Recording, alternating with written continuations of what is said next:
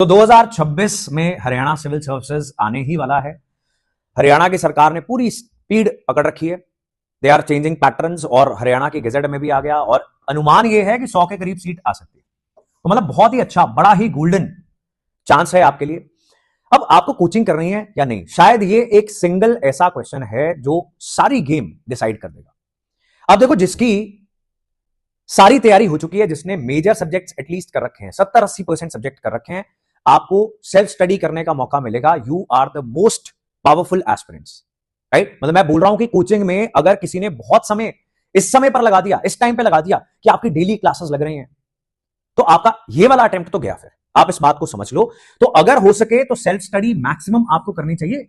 आपको सिर्फ टेस्ट देने हैं, और टेस्ट भी कैसे देने, इसका भी एक बहुत गहरा राज है कि टेस्ट कैसे देने हैं, फिर आंसर की एनालाइज करनी है। और जब क्वेश्चंस गलत हो या फिर आपको गेस वर्क करना पड़ रहा है, तो आप आंसर की का इस्तेमाल करके रिवर्स रिवीजन करते हुए कैसे अपनी चीजों को तैयार रखो।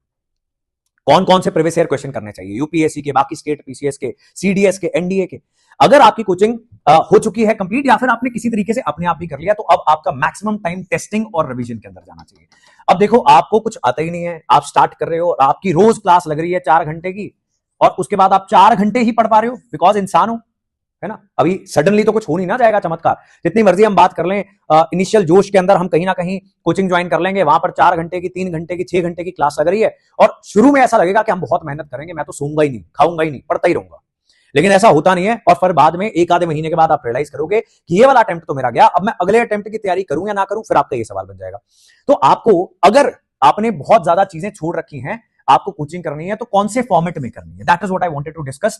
अब देखो, अगर आप तो रिकॉर्डेड क्लासेस ले लो, तो आप अपने आप को बचा लोगे, राइट।